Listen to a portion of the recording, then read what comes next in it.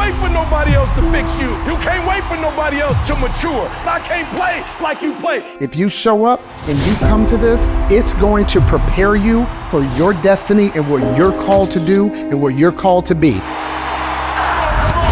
on. I've been made for more success, for more happiness. I've been made. But to get firsthand knowledge of encounters, experiences, and wisdom from the industry, I think that's when special things happen. You ready to go to the next level? I'm ready for you to go to the next level. You ready to open up that gift? You ready to open up that engine? I've been ready. I've always been. Something should excite you about not having what you think you should have right now. These guys are the real deal, man. I wouldn't trust my time, my energy. I wouldn't waste it nowhere else.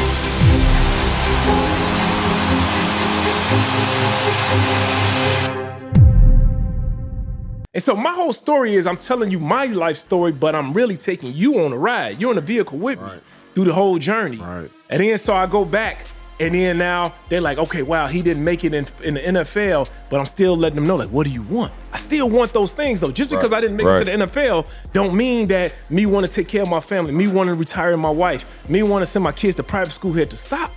That's still the goal. Yeah. Oh, little fish, big pond, big splash, big bag. Little fish, big pond, big splash, big bag. What's going on, y'all? Welcome back to the Next Level Speakers Podcast, the #1 podcast in the world. For people who love speaking. You know what I'm saying? A little caveat, you know what I'm saying? Jay, man, we got a guest. Yeah. Let's call him a guest. Yeah, let's call him a guest. Let's act first brand time. new. Yeah, first time on the pod. You know what I'm saying? 1,000th time on the pod with me, but you know what I'm saying? My brother here, Dr. King, welcome to the Next Level Speakers Podcast, bro. How you feeling, man? Hey, man, I'm enjoying myself, man. You seem way nicer on this podcast than you are Secrets of Success. So I'm really taking this in. Right. Just wait on it. Just wait on it. Right. Just get started. With the ad lib. Man, I wanted Maul to come here today, Jay, just because it was crazy. We were on the summit a little while ago, and I was like, man, think about that. Maul didn't find or didn't know that he had this gift until he turned 40. Crazy. Like, think about it. Maul, like, y'all know Maul. A lot of y'all, if you don't know Maul's story, Maul, Chicago police officer, turned millionaire by the age of 26, kept his job, started several other multi-million-dollar businesses. And then we met, and I was just like, yo, you never told this story? He was like, nah. So he came on the podcast, I believe episode 105 or something like that, told his story. It blew up, with everybody. Everybody wanted to know more. And I was telling him, like, yo, you can be a speaker, bro. Like, you have all the tools that it takes to be a keynote speaker. Maul was just like, for real? And Hold on. So it never crossed your mind? Bruh, never crossed my mind. And he was going to see speakers. But the reason why is because I was just thinking, like, all right, that's what they do. They get up, they motivate people, they tell their story. Right. I was living my story. I was too busy. I was in the thick of it. I was creating my story. And so I never thought, I just figured that's what they do. I come for the motivation. I pay for the motivation. Pay for the inspiration. Even though I'm already motivated and doing my thing, it never crossed my mind. I promise you, I wish I could sit back right now and take credit and be like, you know what, man? I knew I was going to be a speaker. I was on my way. I was just building my story up. Yeah. I promise you, bro. It wasn't until CJ literally put it in my mind. That's all right. Yeah. That's better. It wasn't until CJ put it in my mind. I had to think about that. It's like landmines everywhere. Oh, bro. Walk cautiously. Yeah. Once he put it in my mind, it made me think. Yeah. And I still, even when he told me that, I still was like, nah, that's not me. So let's take it back. And Jay, Maul used to come literally to every conference. Right. Front row, VIP, whatever we had. If we had like a triple gold platinum, he had everything. And he was sitting there all the time just soaking up game. Yeah. And I'm talking about pages of notes. Like, this is a dude who was already he had way more paper than me. I'm like, bro, you need to be up here. Let me sit down and, but he was like, yo, I just like what y'all kicking the mindset stuff. And so he would like literally come to like a conference. I mean, before, and that's like, again, you know how it is once people start coming 2, 3, 4 times. It's like, I know who you are. It got to the point he paid for so many. I told him like, bro, don't pay for another conference, bro. Yeah. Like you won. Like, it's over. Like, bro, you didn't like took care of us for years. Yep. And so for you, Maul, when you when you saw E, because you went to see Les Brown, like you were into that, what qualities were you looking for in a speaker at that time, being a high level individual, right? Because I think people like, can speak and like hopefully like either kids listen or, young adults or people who trying to get to the next level. You were already a multimillionaire. What were you looking for in a speaker to continue to push you? Yeah, so I definitely wasn't looking for a speaker to show me how to make money. I was getting to the bag. Like I said, bruh, I started the police at 22, was a millionaire by 26, multimillionaire by 30. Yeah. I was already getting the money. I just felt, though, that there was another level. Yeah. Next level. You know what I'm saying? I felt that there was another level. I feel that it's always levels. Even at this version of me today, it's still another level. I've been in real estate for 22 years, and I'm just now developing my first skyscraper. Right. There's always different levels. And then when I do that skyscraper, that's 17 stories. We can go with 30 stories, 50 stories. So there's always another level. And I always felt like listening to the likes of Les Brown and E.T., I was going to get elevated in that level. I just needed somebody. I played sports my whole life. My whole life. That's that coach, right? That coach. My coach has never made me better. My speed already was my speed. My strength was already my strength. My coaches, though, they would motivate me. They would either motivate me or inspire me to do more or tell me what I'm doing wrong. And so E was that motivational speaker. You know how E is, bro. E gets you in the audience. Y'all problem is y'all don't want it bad enough. And E don't even know you, but he telling you what your problem is. And you was mad when you first heard E, right? I was super mad, because Les Brown was my coach. Right. Les is way more tell you a story type speaker. Two different types of speakers. Les will tell you a story. Les, Les how you feeling good. Les, my mama, Mamie Brown's baby boy. Come on. And he would just tell you a story, and he was real smooth with it. He was like your daddy type. He was snapping and yelling at. Even when he was trying to compliment you, he'd yell at you. You know what I'm saying? And I was just like, man, I need somebody that's yelling at me. Yeah. Because I had so many people that was around me that was always smiling and just patting me on the back. Yeah. And I'm like, bro, that's like a cheerleader, bro. I don't need cheerleaders no more. I need somebody to snap out. And everybody around me, Jay, they would always just be like, because I was doing more than my circle. So everybody around me would always just be, compliment me. And so I would have to step outside to somebody who didn't know me. Somebody who was just gonna tell me, you gotta want to get, you want success as bad as you want to breathe. I always mess that quote up. CJ always tell me, but it's only the most famous quote in the world. And I always mess it up. But that was my whole thing, man. E was just, and I don't think that there was no other speaker out back then. That nowadays you got 1,000 ETs now, ET wannabes, of people that's like, hey, I'm the next ET. But when E first came out, there was nobody else with that style of speaking, that style of like giving it to you raw. That's that type of like cutting you and telling you what you're not, and you're never gonna get there until you do this. And so that's what attracted me to, E's style of speaking. So you went straight from hearing the inspiration, going to get the game, going to conferences, but you had never really shared your testimony on stage. Maybe just sharing it with a few people here or there. Never. I never even shared my testimony with a few people. Wow. I used to be bugged out. He was like, the other police don't even know what I do. Yeah. No, bro. He was like, he was literally on some like Batman type stuff, dog. Like literally during the day, just out there fighting crime, and then just living in the 25,000 square foot crib, just balling out at night, and nobody knew it, bro. No, where I'm from, Chicago, bro, you don't really talk about what you do. So this was something new for me. Yeah. When CJ came to me and was like, bro, like, man, your story, let's put that together. And I remember, I talked to him about the whole stuff. I felt comfortable enough to tell him about everything. And he kept getting more stuff, more of the story out of me. But then it was certain parts that I'd be like, dog, I don't know if we need to talk about that. Like, everybody not happy for you. Right, for sure. And so I kind of felt uncomfortable in the beginning when CJ was helping me formulate my story. I was like, let's not talk about that. And it got to a point where CJ was like, bro, like your story is not for you. Yeah. That part. Seriously, bro. CJ like literally broke it down. I don't even know. Like he literally, bro, CJ could, at one point, I think I got him now, but at one point, C would tell me my life story. I was more interested in hearing him tell me my story. Bruh. Bro, I knew it. And am I joking? No, for sure. He was like the master storyteller.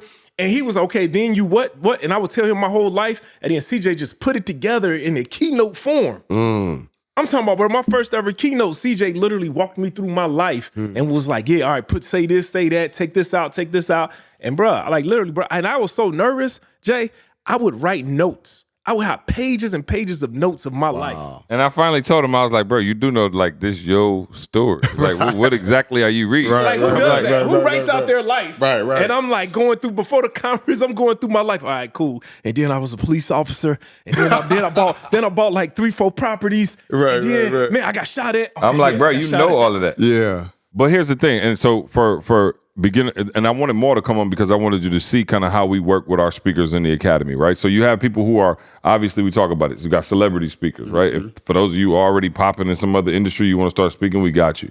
You have expert speakers, right? You're an expert in your industry. You are a sales leader, you're a sales guru, whatever. Maul came in with a dynamic life story, right? And so a lot of you have dynamic life stories, things that you've made it out of, things that you've made it through. So when I heard Maul's life story, I knew that the first keynote we were going to do, Jay, was the life story, right? Because it's so powerful. And obviously we came up with the moniker 9 to 5 millionaire, because again, who keeps their job as a 9 to 5 when you're a millionaire on the side? No. Who keeps your job a 9 to 5 while you're a millionaire on the side? But the job is police officer. Yeah. And we ain't talking about Mayberry in Alabama. Yeah. We're talking about Chicago.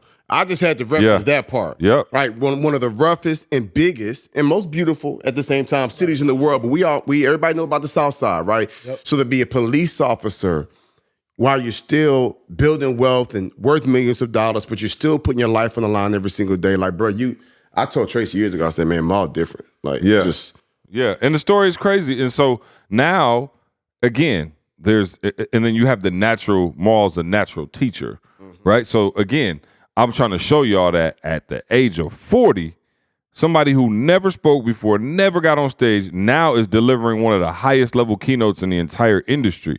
And we started with the story. So it was important for me, and when we come in and train speakers or whoever comes into the academy, we start with, all right, cool, because sometimes you don't even know the depth of your story, right? Like there was parts that we were pulling out, and I was like, okay, that's how we teach it right there. Even coming up with 9 to 5 millionaire, that came about by saying, yo, why did you keep your job? Yeah.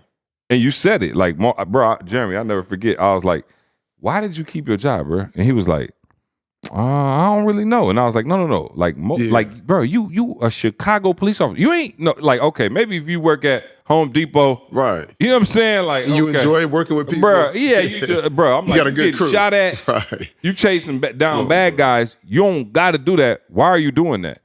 And he said, and I'm telling you, that's why I said there's elements of your story, and that's why it's important to get a coach that you don't even realize. I promise y'all, Maul did not know until he sat down and I literally pried it out of him. He said, I guess I didn't quit because when I started real estate and I started getting these properties, he was like, all the police officers start renting properties from me.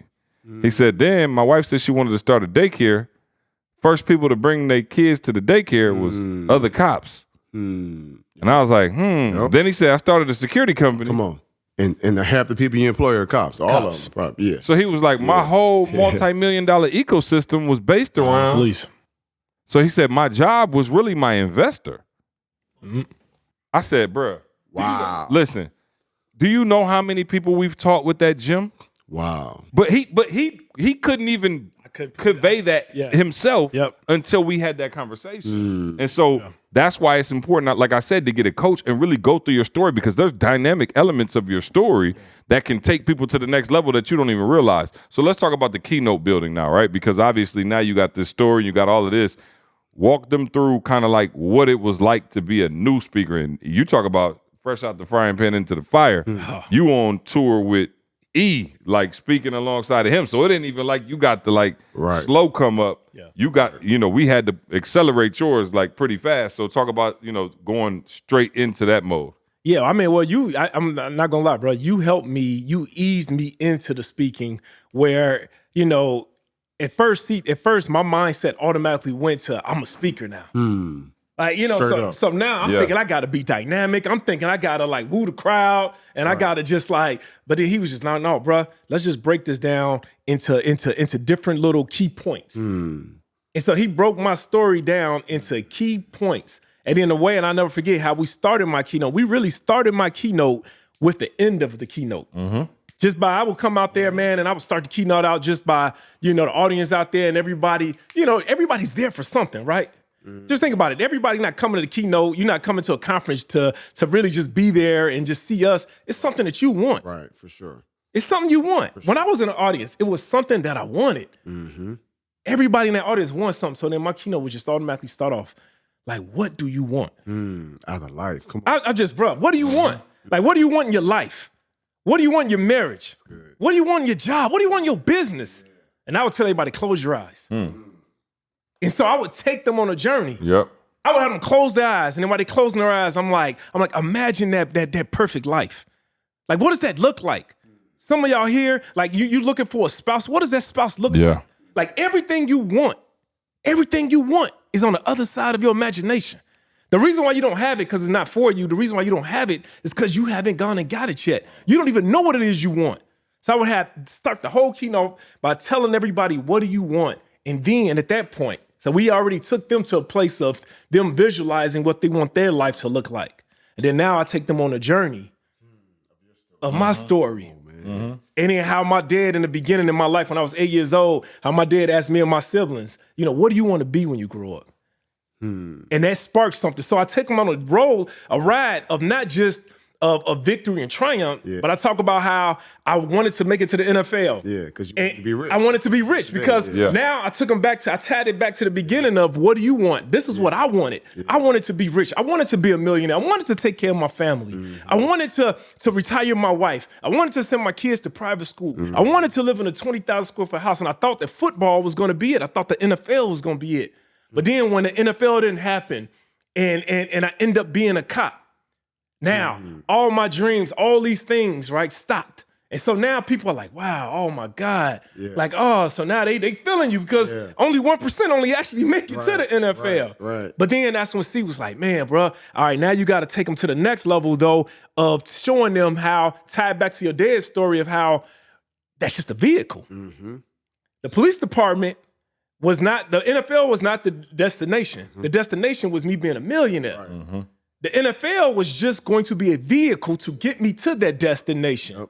And so my whole story is I'm telling you my life story, but I'm really taking you on a ride. You're in a vehicle with me through the whole journey. And then so I go back and then now they're like, okay, wow, he didn't make it in the NFL, but I'm still letting them know, like, what do you want? I still want those things though. Just because I didn't make it to the NFL don't mean that me want to take care of my family, me want to retire my wife, me want to send my kids to private school here to stop.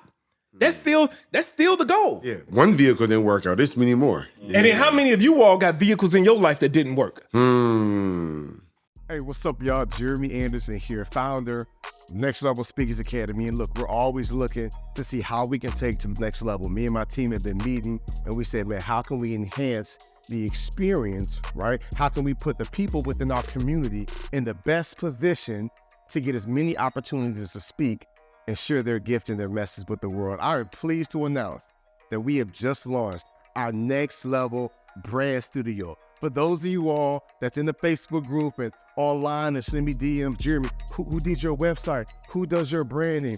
Who did your EPK?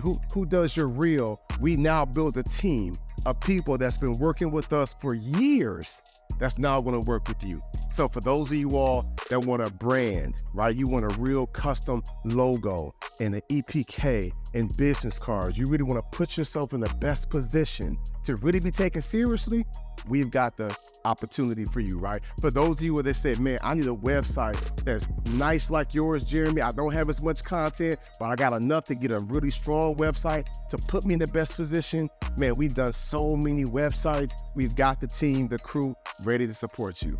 For those of y'all that realize people don't want to book speakers who are trying to be speakers, they want to book speakers who are already speaking, and you understand the importance of having a real polished and powerful professional speakers reel. Man, we got the team that's been working with me for over a decade, and now my team is your team. So whether you need a brand, you know, a branding and a logo and EPK and all of that, whether you need a brand new website, whether you need a speaker's reel, Next Level Brand Studio is the go-to place for premier speakers like you. It's ready to take your message and your brand and your story to the next level.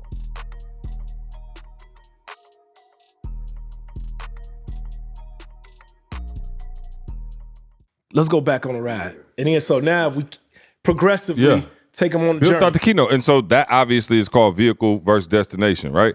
So there's a portion of Maul's keynote that now you can take and teach a whole lesson on, right? And so as you go, listen, I'm about to teach for a quick second.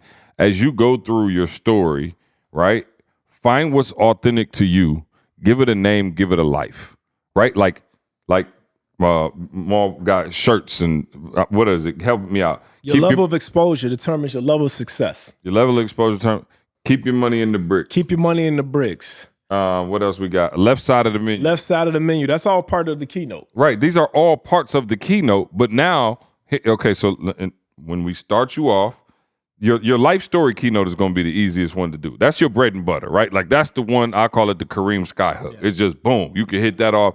Everywhere you go, you can get that off, right? But eventually, you now have to start breaking the keynote into these other parts, right? And so we take the highlights of some of the parts now and break those down even further. So explain how left side of the menu, because I want you to find your own versions of what Maul has so that you can teach to those. Explain to them how we came up with left side of the menu. Yeah, so we put this part in from the keynote where I would visit my friend, my roommate. He actually made it to the league, right?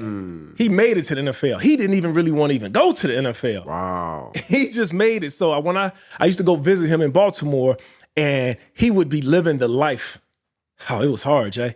He was living the life that I really wanted.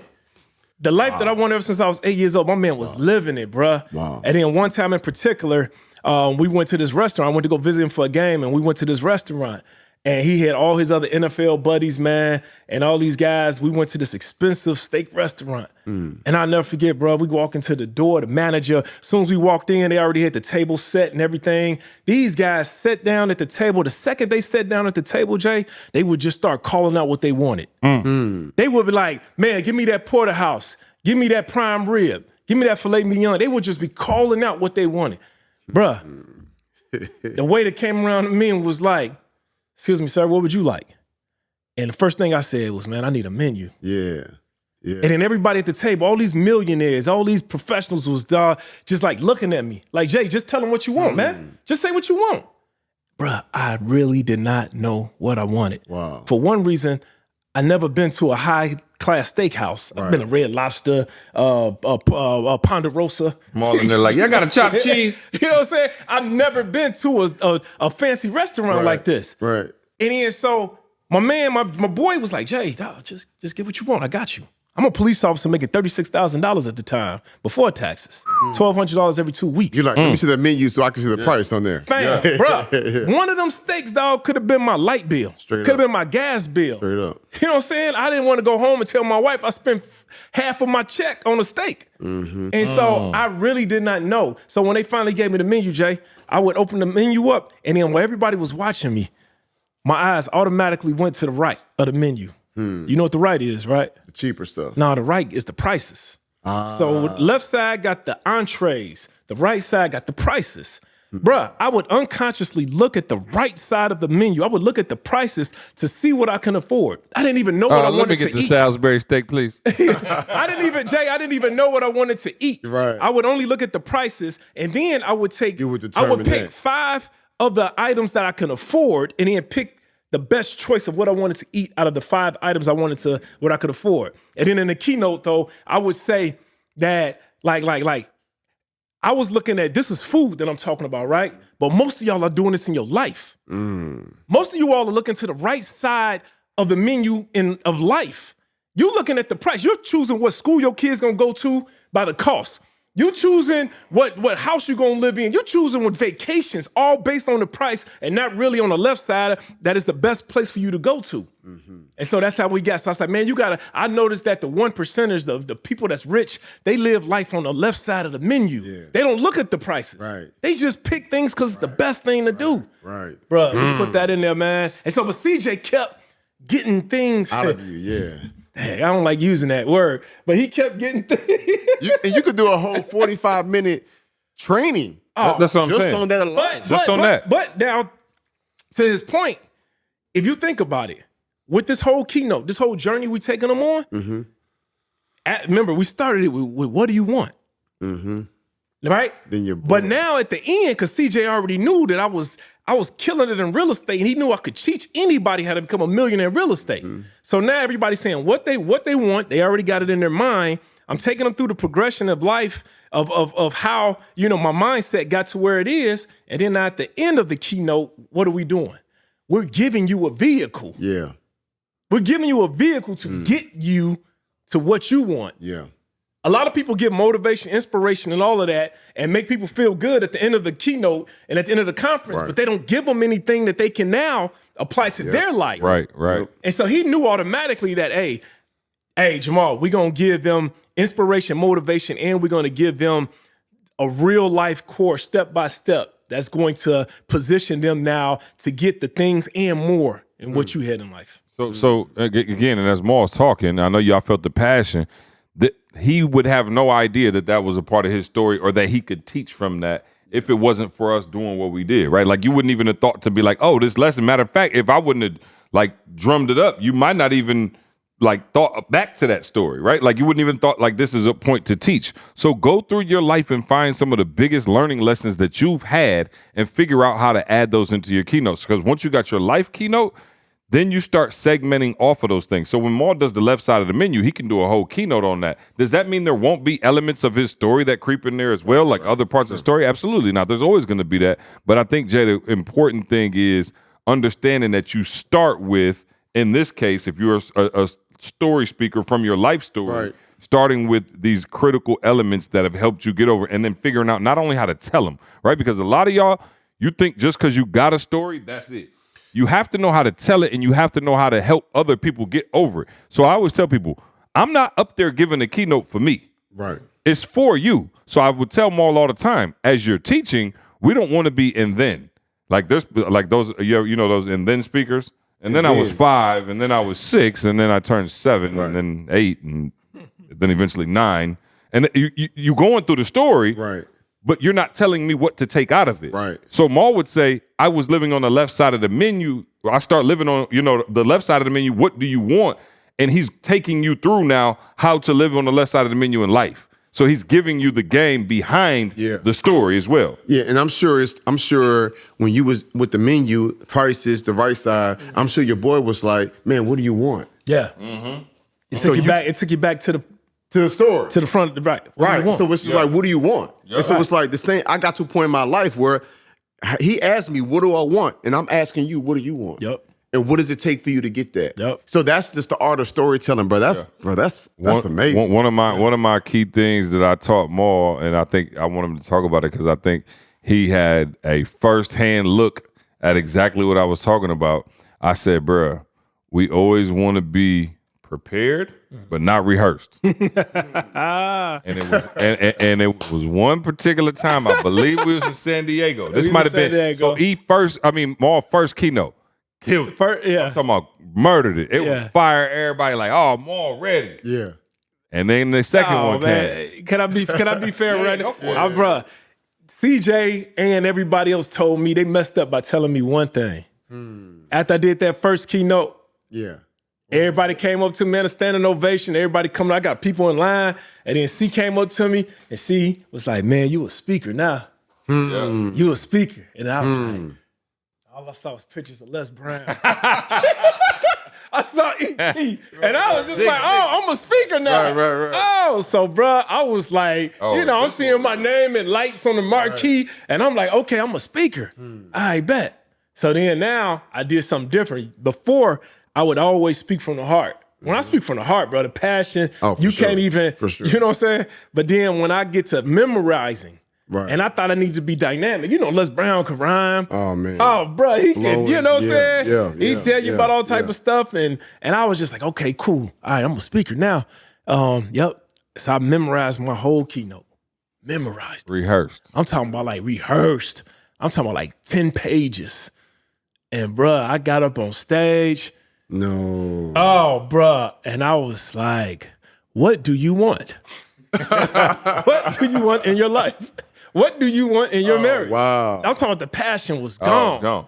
It was just straight up, bruh. See, I know you were sitting there thinking like, what? Oh what yeah, done got no. into my man? But I knew what happened. I could see what happened, and that's why I tell people, dog. We always want to be prepared, but you don't want to be rehearsed because when you're rehearsed, people feel that. Right. And I remember E always used to call it cold food. Right. Like you cooked that 2 weeks ago, trying to warm it and, up. Right. Yeah. It's like, bro, people like hot food. Hot food is I just got here and this is fresh for y'all today. Mm-hmm. Like, and I tell people all the time, the best speakers to me, and again, don't get it twisted. I'll say a lot of the exact same things. I'm gonna hit you with the same jokes, the same punchlines, everything else. But there's a way to do it in a way where you're prepared, where you're still mixing it in with enough stuff that it still feels fresh to the audience. So it doesn't mean you have to have a brand new keynote, but when you're rehearsed and you're trying to go verbatim, line for line, people can feel that, and it never really connected. And I promise you, I used to look at speakers, and it took me a while to kind of come up with that, prepared versus rehearsed theory. But I used to watch speakers, Jay, and I was like, dang, I'm like, Buddy kind of sweet technically. Like my man got all the information. Mm-hmm. His callbacks are incredible. Mm-hmm. He's well researched, and everybody in the crowd like, and I'm like, dang, like he ain't getting the. Yep. And I was like, oh, it's too rehearsed for people, and they feel that. Mm-hmm. And so, in Next Level Speakers, we training you on how to be prepared, right, and go on stage and be prepared. Real quick, talk about stage fright. His son? Not stage fright, but that nervousness. Yeah, so like I said, man, imagine like most speakers, they might start off like how you guys, take them to Mexico and put them on the stage, or here in Atlanta, you got them on the stage. Bruh, I started my speaking career with the #1 motivational speaker in the world. Right. And so that was to me just like, oh man, like, the #1 trainer of speakers, CJ over there watching every word. So, you get a little bit nervous. You look out, man. And our conferences, I don't think I ever started speaking until we had at least about 700 minimum in the audience. Right. So that was my first speaking engagement. Yeah. And I would look out, bruh. I would look out in the crowd, man. I used to be peeking through the curtains. And bruh, like E always kick it off and everybody just going crazy for E. And then here I am, the police officer coming up next. The po-po. No, the po-po, bro. And I literally with his police uniform in his bag. He had to get back to the job the next day after. Wow. I had my uniform, bro. I used to check my gun into the locker at the airport. Wow. And so they would never give me the Monday off, so the conference would be on Saturday and Sunday, and I would have to put my uniform on in the airport and go back to work. Wow. But here I am, bro, looking out the curtain, man, and just looking at everybody. I'm looking into their faces, man, and I'm just getting nervous. I'm talking about, I done been in about several shootings as a Chicago police officer, and I got way more nervous speaking to people, bro, than I did. Oh, bro, I would be the first one to run to the gun. When everybody's shooting, everybody running this way, I'm the first one. Yeah. Oh, that was me all day long. Speaking, I was like, oh, no, bro, I'm talking about, crazy. I'm over here sweating, shaking, and I'll never forget, man. CJ was like, he came up to me, and he was like, man, you good? And I was like, nah, bro. I was like, man, I think I'm kind of, he was like, bro. He's like, man, you see that guy right there? He pointed to a guy that was in the audience. You see that guy? And I said, yeah. He said, bro, that guy, he came here, he paid his last dollars. He came, paid his last dollars to hear something that you got inside of you. Come on. He's like, bro, that dude want to take care of his family the same way you take care of your family. Oh, come on, see. Bro, he wanna retire his wife, just like you retired your wife. Yep. And you over here nervous? Oh, I took it a step further. I think I told you, I was like, he spent his last, and his wife told him he was stupid for spending that money to go hear these dudes talk. I'm getting chill bumps thinking about that, dog. He was like, man, my man, dog, like this is it for him. But C gave me the fireest keynote y'all will never hear. And you up there nervous. And you nervous. Right. And I said, bruh, that's because you thinking about you. Like, this for them, bruh. Straight up. You know what I'm saying? Like, this ain't no, dog, you not Beyonce. This ain't no concert. Like, yo, you giving them information that could change their life. And since then, Maul been on the Bruh, he told me, dog, he was like, bruh, he might be the #1 motivational speaker in the world, but there's nobody that's above you. That's more of an authority above you when it comes to working a 9-to-5 and becoming a multimillionaire. Come on. And taking care of your family. Like, dog, I see you've been with your wife since y'all was 14 years old. Come on. He's like, bro, I've been in your house. You live in 20,000 square feet. He's like, you got an indoor pool. You got a nightclub on the top. He's like, bro, you did this while being a police officer. Yeah. That part. He like, Other bro, people want to do that too. He like, bro, just tell them. Bro, tell them something.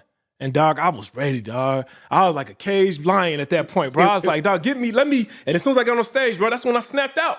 And I just came out there like, man, what do you want? And I was just, right. Sure. But now you speak with all this authority, all this passion, changing millions of lives. All these people tapped in with you, but you never even knew. I'm still stuck on 40 years old, bro. That you had this First inside. keynote Like, at I wonder 40. how many people out here in the world that's rocking with us, listening to the podcast or not, and had no clue that they got a message and they got a story, and the people will actually pay you to share it, and you can actually share it and change lives. Bro, let me tell you. The best feeling in the world. 40, bro. Let me tell you, I had no idea. Wow. And I hope, so whoever want to be a speaker, man, listen. I used to come to the conference. I've been to every single ETA conference that they ever done. The CJ wasn't joking. And I would always be VIP. I would always be in the front row. But here I was, a police officer. I was a multimillionaire police officer, but I was still a police officer. Who knew that when I was in the audience, bruh, it was a 9-to-5 millionaire inside of me? Wow. Who knew that? Wow. Like, I'm still the same person. It's just that my story now, my story has inspired others, and somebody out there got a story in them. Facts. And the world needs to hear it. Bruh, I have made millions being a speaker. Facts. And you know what's so crazy? I ain't even charge. I don't charge for speaking engagements. I don't charge for speaking engagement. I've made millions. Right. Because I made so many people millionaires. Yeah. Facts. Come on, man. And so it's something that somebody got inside of them, bruh. And the world, you like me, straight up. You're not like them. These guys, this is what they do. They've been speakers their whole life. You like me. You just been going through life. You've been conquering. You have tragedy struck you. You still standing. And there's a story inside you, and somebody's gonna be inspired by that story. And the world needs to hear it. But you're never gonna get that story out until you get the right coaches to help you put it in place. Man, perfect segue, man. We the best in the world. I'm just being real. I put us up against anybody. I tell people all the time, you think I'm playing, just go to ET and then look down the tree and go to your other favorite, whoever else, and look down their tree. I promise you, we got more superstars coming out of here, more people making money, speaking, doing their thing than anybody else in the world, and I stand on that. So go to nextlevelspeakersacademy.com. All right, sign up, get a friend to sign up. If you know somebody with the gift, like they might be 40, they might be 50, 60, it don't matter. Right. If they got a gift, send them there, man. We'll take care of them. Look forward to y'all, like you said, Jay, not only signing up, but joining the community. Absolutely. And being involved in this family, man. We are building this thing out for the long haul. So this is a community that we want y'all to be a part of. nextlevelspeakersacademy.com. Yep. Before we get out of here, Jay, we need that butcher's cut, dog.